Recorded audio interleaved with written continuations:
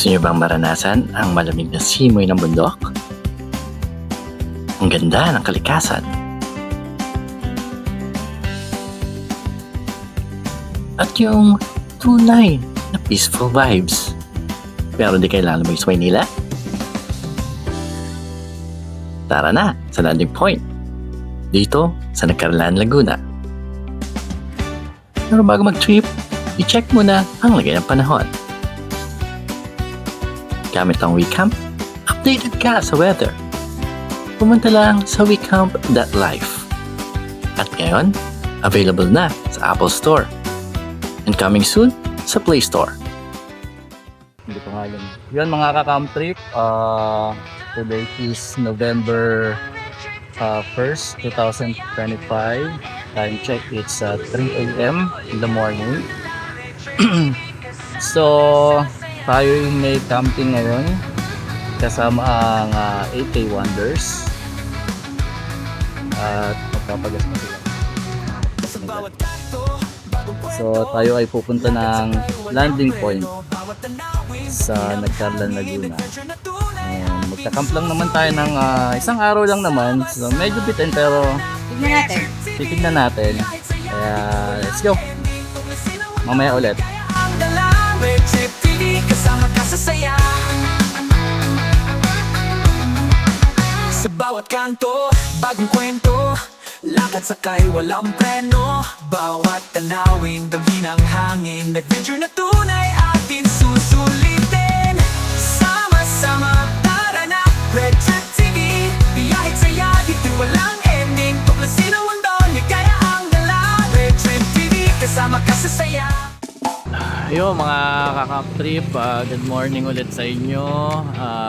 Time check, it's 6:43 a.m. Nandito na kami sa Magdalena. Tumigil lang muna kami sa 7-Eleven at may kailangan bilhin. So mga 30 kilometers pa siguro bago makarating na landing point. Anyway, konti na lang naman yan. And ayun si Papa Kurt. At malapit-lapit na rin naman tayo.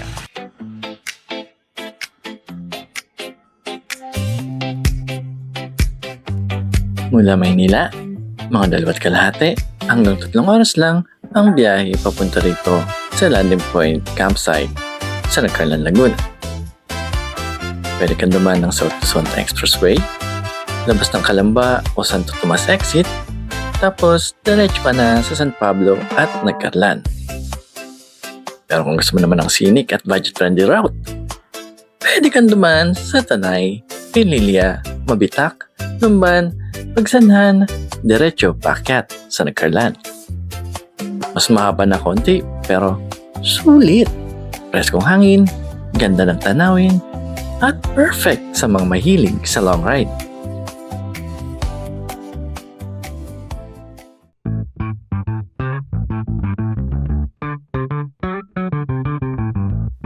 Matatagpuan ang landing point campsite sa Barangay Malaya sa bayan ng Nagcarlan, Laguna. Nasa taas ito ng humigit kumulang 841 meters above sea level. Kaya expect mo na agad yung malamig na hangin at ganda ng view. Tinawag itong landing point dahil ginamit ang lugar bilang landing field o airstrip o pansamantalang paliparan noong ikalawang digmaang pandaigdig at nagsilbi rin bilang drop point ng mga supplies. Ang landing field ay ginawa sa tuktok ng Tayak Hill na tinatawag ngayong Tanaw de Rizal, na kung saan may isang malaking puting krus ang nakatayo rito. Kaya sa halip na isang simpleng tanawin o camping spot lang na napangalanan ng basta-basta, may makasaysayang pinagmunan talaga ito. Masalitang landing ay tumutukoy sa paglapag ng mga eroplano o paghulog ng mga supplies noong panahon ng digmaan.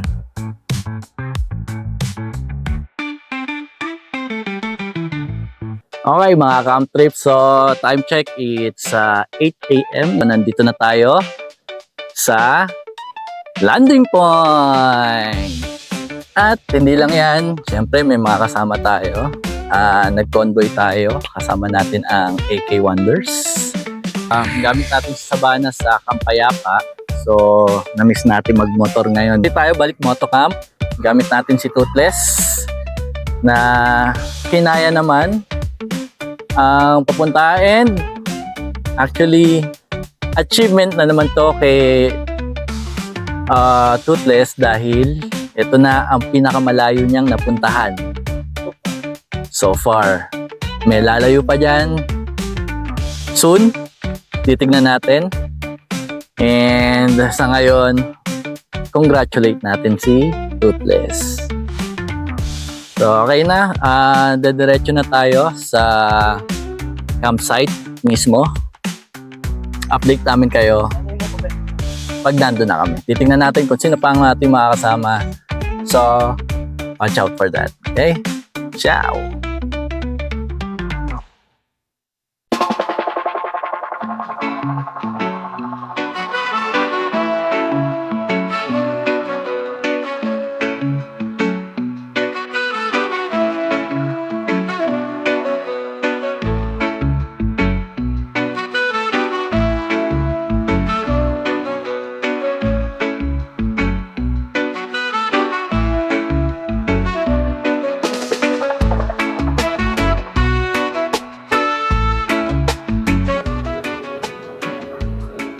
So, diretso na po tayo sa campsite. So, kapit na daw.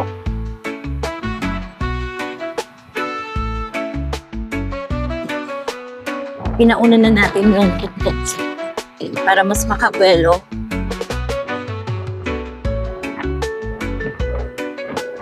At makabuelo din yung motor. Since medyo may patarik pa tayong madadaanan. Ngayon naman pababa. So, ingat lang pala pagpunta talaga dito. So, may mga babala sila na banner naka-paskil naman sa gilid ng daanan. So, kung may time, no, maganda kung babasahin natin yan para nagiging aware din tayo.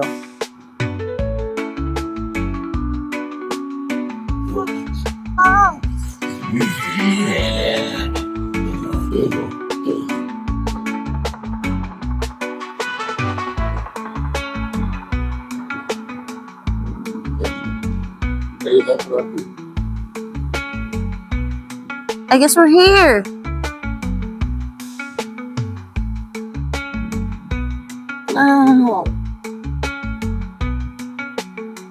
Yung mga sasakyan sa gilid. So, mas ma-appreciate pa natin ito siguro kung nandito tayo sa pinaka-mas mataas na lugar ng campsite. So, ayan.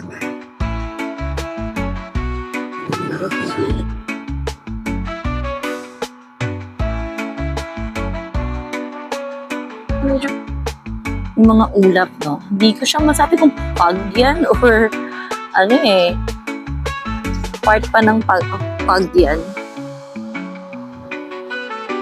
So, saan ko na tayo sa mga campsite? So, may mga sasakyan na nandito. Matapos ang mahabang biyahe, bawat liko at ahon, sulit! Kasi eto na tayo sa campsite. At nandito na rin ang ating mga kasama. Papa din dyan! Yay! Wow, ang cute ng tent na yan! Ako na bulabog namin.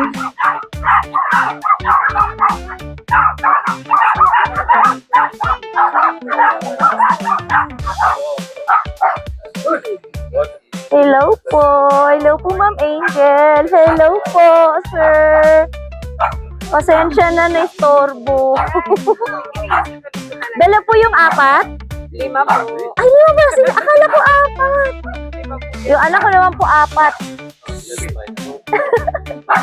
Ang makukulit. Good morning. Good morning! Nakita na naman namin ng idol namin. Meron po akong friend na hingi ng sticker. Basta kayo dumaan dito. Oh, so katanuro yan. Kumun. Landing point sa kain. Hindi ka rin ito nasabi sa akin eh. Kami nakinigan. Ganda ng lugar, oh. Lalakad ka rin.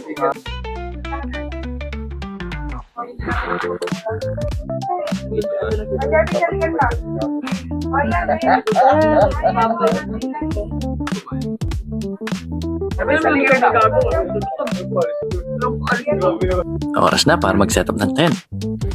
Medyo natagal lang kami dahil nauna na naman ang Nasaan pakipagkwentuhan. yung pinto?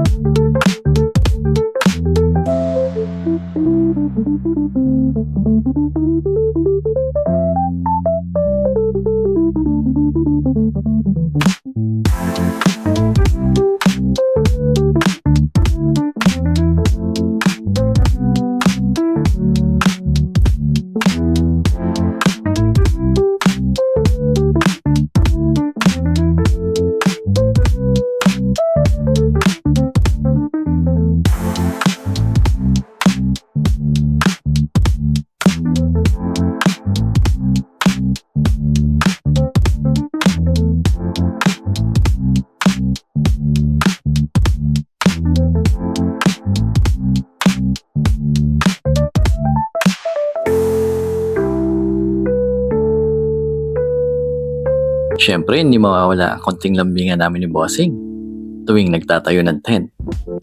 Aminin, ganyan din kayo. Ha?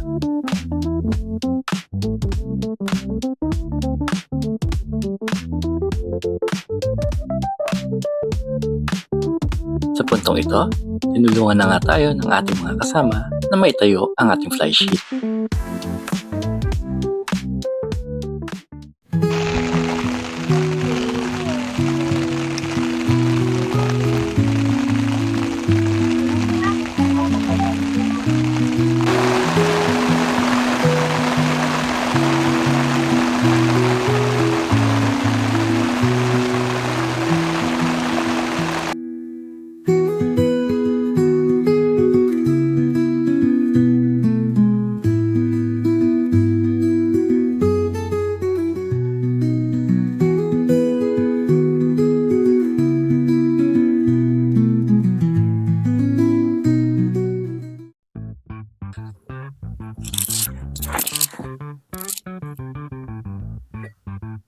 Uy, sarap.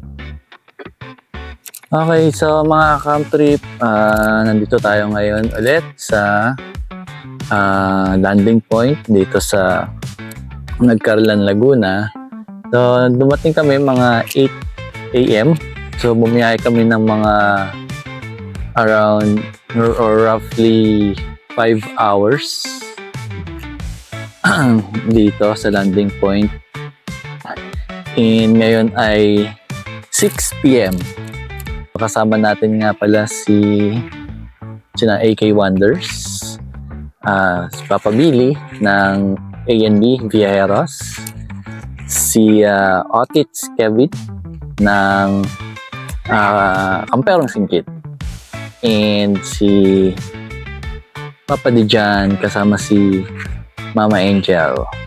And kanina, dumalaw sila Mama She at Papa Ron ng Sheboy on the go. So, sabi nila babalik daw sila mamaya para syempre celebrate, get together, last camping sa Camp Payapa. So, yan sana pumunta sila. And actually, nakatulog din kami ni Bossing kasi kagabi wala kami masyadong tulog. Actually, kami ni Kurt ay wala pang tulog magmula kahapon.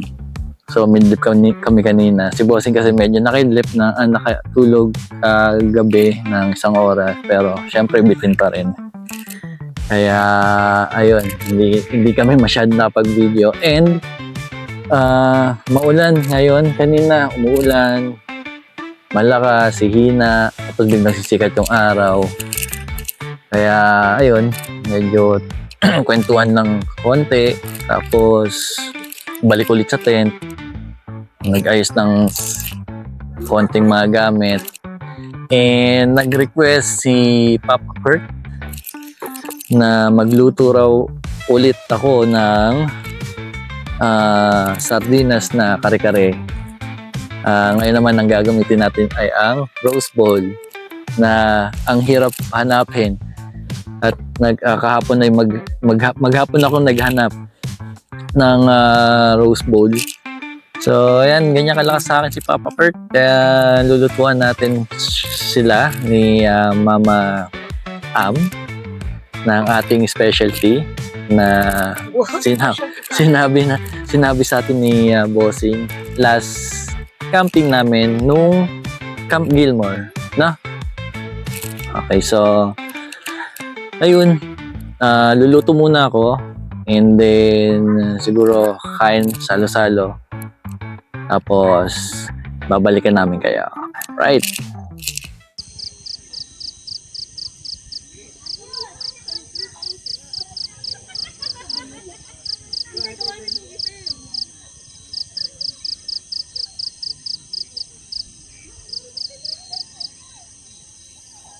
Okay, so mga camp trip, luto na yung ating ulam. So, tayo magsasalo-salo na at papatikim natin sa kanila ang ating lulutong kare-kare na sardinas parang hindi naman siya kare-kare pero again yung ingredients nga is mga gulay, may talong, may talong, may sitaw, mga ganon. Pero lasa siyang andun yung sardinas, pero lasa pa rin, may lasa siyang parang Bicol Express. Kasi sa gata. So, sana magustuhan nila. Pero masarap naman. Let's go! So, ayan mga camp trip. May tinta rin pala silang Ating pagsasalu-saluhan.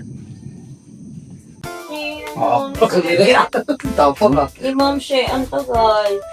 Taba ba siya? 55 minutes pa daw. Hindi siya makakatanggi. Ang dami niyang pasabay eh. Pala nagpasabay na rin tayo. Wala siyang magagawa. On the ways. Ang dami nilang pinabili. Sheboy on the wheels.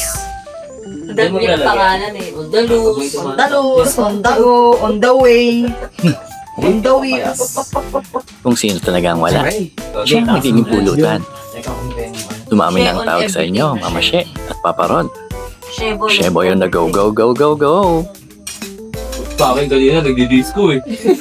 Ano na yan? Toast. Nagti-tiktok pa eh. Gumagan-ganon pa eh. 6 lang yun. 6 lang ba yun? 6 lang yun. 6 lang Kasi agad? pag 30 ako lumabas eh. Magsi-6 lang yun. Nung nakita ko lumalakad doon sa paparito. Ano pa talaga? Ang kasar lang, tapos umalis din. Buti nga, umalis eh. Pray na tayo. Dito na lahat na. Yung Father, Son, the Holy Spirit. Lord, maraming salamat po sa gabi na to na pinagtipon-tipon niyo po kami dito ngayon sa Landing Point. Nawa po ay i-bless niyo po yung pagkain po na naihanda po para sa amin ngayong gabing ito. At nawa po kami po ingatan niyo po bukas po para sa aming pag-uwi. At ganun po sa mga mahal namin sa buhay na naiwan po sa aming mga bahay-bahay. Maraming salamat, Lord. In Jesus' name. Amen. Sabi mo hindi ka nagkakanin. May ginawa ko. Sabi ko hindi pa hindi nagkakanin. Ang daming pasa pa. Everybody on the girl and the boy. Kaya.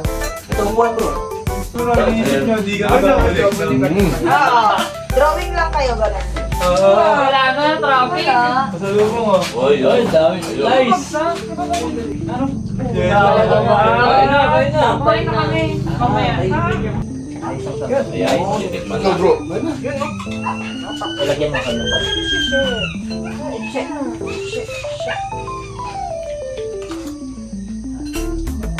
Sheon pa sabay.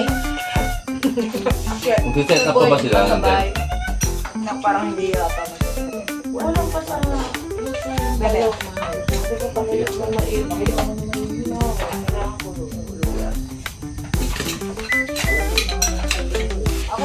Sabi ko pa naman kay Kurt, parang gusto ko ng concept na may pagdasal tas kape.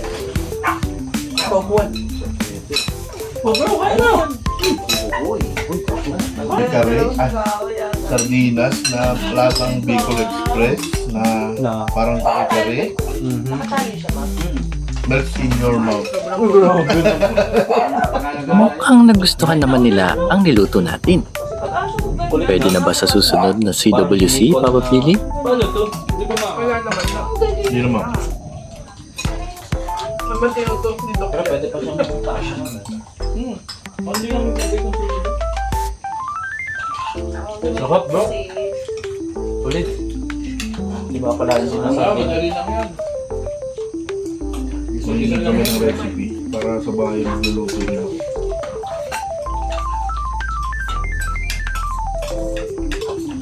Kung magkari-kari tapos 5 battery na.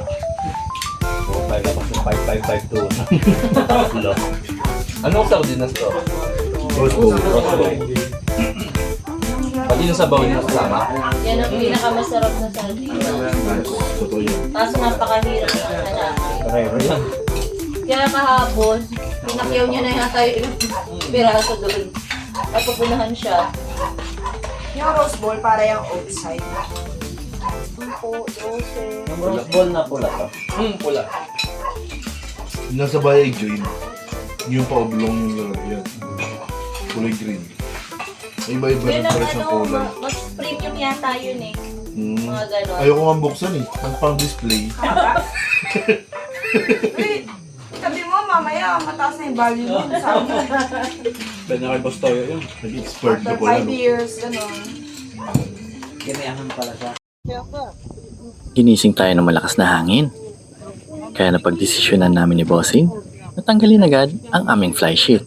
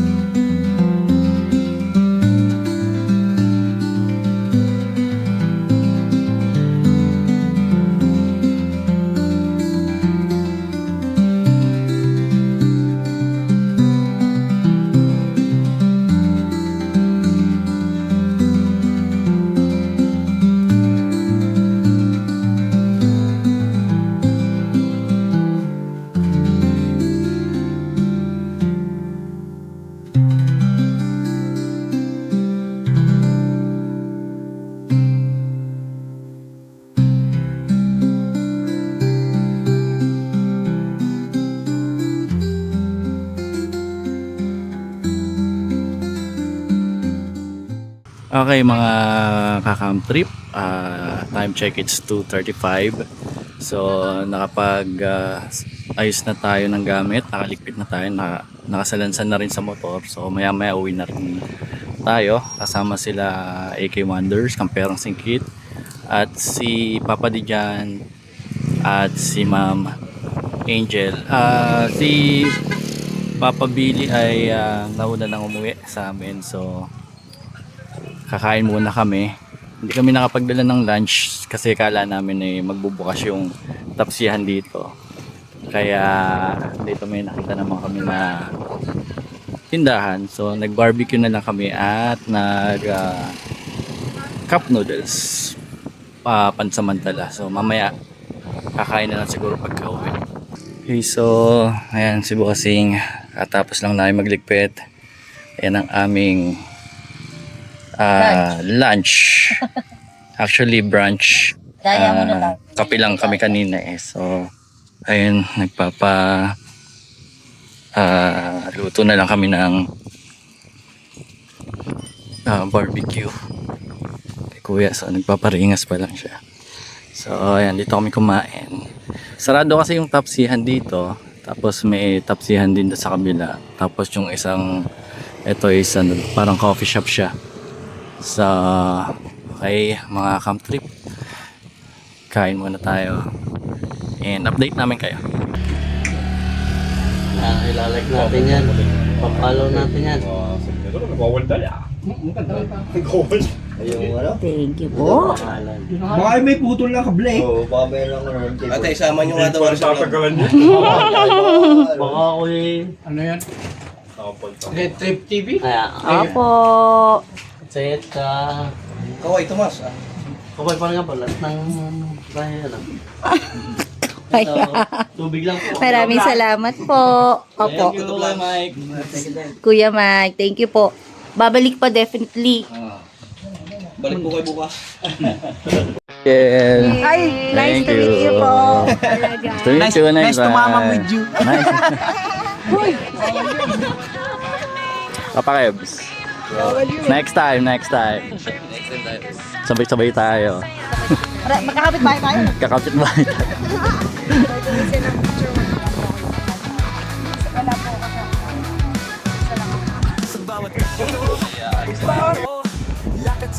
Okay guys, so naka-set up na tayo lahat. Papa Kurt ng AK Wonder. So ayan, naka-set up na, alis na lang tayo. Again, sa mga nakaabot dito. Again, sa mga nakaabot dito, maraming salamat sa inyong panonood.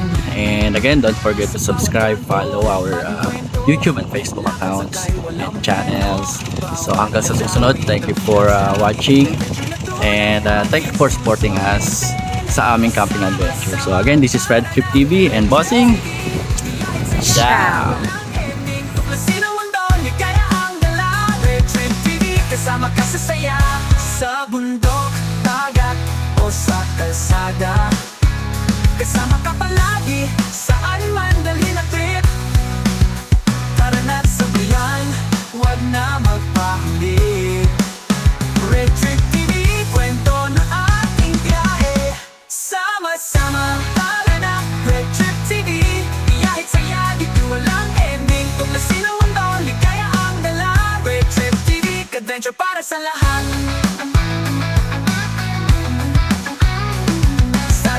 Ang saya talaga kapag kasama mong mga tunay na kaibigan sa ganitong biyahe. Tawanan, kwentuhan, at moments na di mo mabibili kahit saan. Sa huli, hindi lang lugar ang nagbibigay saya. Hindi yung samahan na bumubuo ng bawat adventure. Kaya mga ka-camp trip, saan man kayo magpunta, siguraduhin yung may kasamang good vibes at mga taong marunong mag-enjoy sa simpleng buhay.